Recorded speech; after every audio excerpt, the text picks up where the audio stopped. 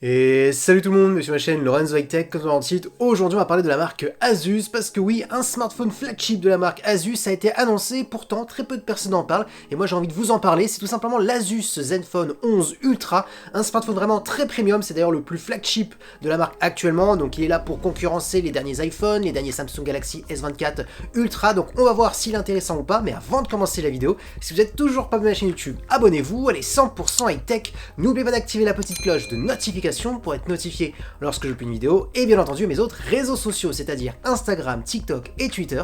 Tous les liens seront en bas dans la description. Du coup, commençons par le design. On va commencer par la face avant. Alors on est sur un écran plat, pas d'écran incurvé, avec très peu de bordure. Moi personnellement je le trouve vraiment très joli. Ensuite, si vous retournez le smartphone, au niveau du dos, on est sur un design plutôt classique, on va pas se le cacher, on est un peu sur un design à la mode Asus, donc on aime ou on n'aime pas. Moi personnellement je le trouve plutôt correct, rien d'exceptionnel, on va pas se le cacher. Ensuite, maintenant on va attaquer tout de suite les caractéristiques, bien entendu, de la face avant. On a une diagonale de 6,78 pouces, donc une grande taille avec une très bonne définition Full HD+, accompagnée bien entendu par une technologie AMOLED et surtout un taux de rafraîchissement qui peut monter jusqu'à 144 Hz. Alors par contre, attention, on est sur une dalle LTPO, donc qui va permettre d'avoir un écran qui va s'adapter par rapport à votre contenu, donc on est sur un taux de rafraîchissement qui sera variable, sauf attention, on pourra descendre de 1 Hz et monter jusqu'à 120 Hz, donc la dalle LTPO n'ira pas plus loin. Par contre, ce qui est intéressant, c'est si vous voulez faire du gaming et vous voulez avoir le 144 Hz, il faudra juste activer le mode gaming, et là vous serez tout le temps en 144 Hz, et dès lors vous arrêterez de faire du gaming, et bah là vous réactiverez la dalle classique, c'est-à-dire la dalle 120 Hz, qui ira de 1 Hz à 100 Hz. Mais c'est plutôt intéressant parce que on est sur un smartphone en fin de compte pour du gaming, ou sinon pour une utilisation plutôt classique. Ensuite, si vous aimez bien regarder des contenus multimédia sur votre smartphone, et ben on sera peut-être sur le bon smartphone, tout simplement parce que cet écran est compatible HDR10, il a aussi une compatibilité HDR avec YouTube, parce qu'ils ont dû faire un partenariat. Il y a aussi la compatibilité HDR avec Amazon, donc voilà. On voit que pas mal de services SVOD ont été certifiés HDR avec Asus pour ce smartphone, donc ça c'est un bon point. Ensuite, en plus, on a un écran qui est vraiment très lumineux, parce que Asus a annoncé qu'on pouvait monter jusqu'à 2500 nits. Alors attention, c'est le pic lumineux max, vous ne serez pas tout le temps à 2500 nits, mais bon, ça prouve quand même qu'on est sur un écran très lumineux. Ensuite, concernant la caméra frontale, on est sur du 32 mégapixels, et surtout un bon point, en termes de résistance, on est sur du Gorilla Glass Victus 2, donc qui est une très bonne résistance au niveau des écrans. Du coup, on va pas se le cacher, quand vous regardez les caractéristiques, on peut se le dire, on est vraiment sur un smartphone premium. Maintenant, attaquons la partie photo de cet Asus Zenfone 11 Ultra. Alors pour les gens qui ne connaissent pas la marque Asus, si vous voulez savoir un petit peu comment se comportent, bien entendu, les smartphones Asus d'habitude concernant la partie photo, et ils se comportent très très bien, on a souvent de très bons résultats. Bien entendu, si vous me posez la question, est-ce que c'est mieux que les derniers iPhone, est-ce que c'est mieux que les derniers Google Pixel, est-ce que c'est mieux que les derniers Samsung, je donne les marques qui sont souvent très très bons en photo. Alors non, c'est un peu en dessous, mais bien entendu c'est pas parce que c'est un peu en dessous qu'on est sur des qualités médiocres. Asus s'en sort très très bien dans le domaine de la photo, et d'ailleurs ce smartphone s'annonce plutôt bon. Je vais vous dire tout de suite pourquoi. On a un premier capteur principal de 50 mégapixels, donc ça va être le meilleur capteur que vous allez retrouver sur ce smartphone. Le gros bon point sur ce smartphone, c'est qu'il possède une stabilisation 3 axes, une stabilisation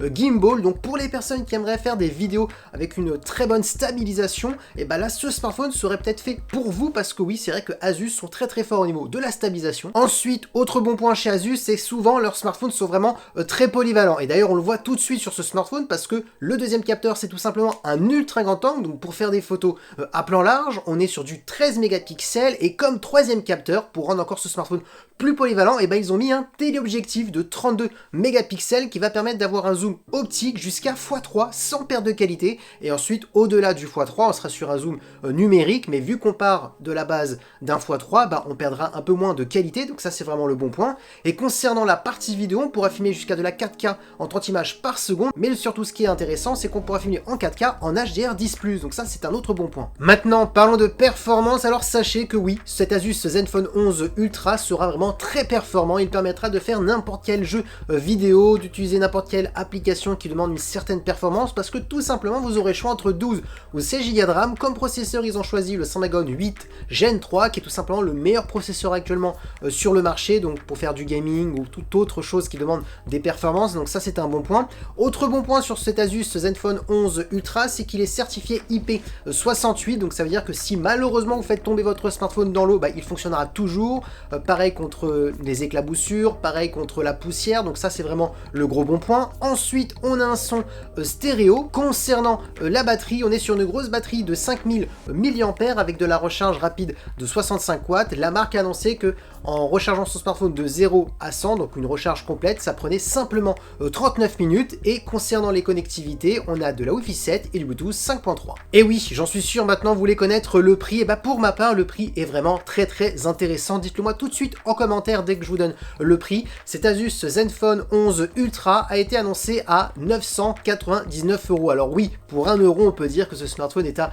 moins de 1000 €, mais si vous voulez, on peut dire qu'il est à 1000 €. Pour 1000 €, franchement, les gros bons points de ce smartphone, c'est vraiment déjà l'écran, hein, parce qu'on est sur un écran qui est très lumineux, qui peut monter jusqu'à 2500 nits, un écran qui peut monter jusqu'à 144 Hz pour faire du gaming, et si on ne fait pas du gaming, on veut juste du 100 Hz classique, et bah on a un 100 Hz avec une dalle LTPO, donc qui va permettre de s'adapter à votre contenu, donc on a un taux de rafraîchissement qui sera variable, donc ça c'est un très bon point. Ensuite, concernant la partie photo, il s'en sort vraiment plutôt bien, un smartphone polyvalent, grâce à son capteur principal, qui est stabilisé en plus avec le mode gimbal, donc pour faire des vidéos vraiment très bien stabilisé, même si vous bougez énormément par exemple. Ultra grand angle, téléobjectif jusqu'à x3, donc un zoom optique sans perte de qualité, donc ça c'est un bon point. De la vidéo en 4K en 60 images par seconde, et en plus on peut filmer jusqu'en HDR10+, donc ça c'est un autre bon point, donc ça rend vraiment le smartphone polyvalent. En termes de perf, on a tout simplement le meilleur processeur de Qualcomm, donc oui, on pourrait se dire que ce smartphone est presque parfait. Pourquoi je dis presque?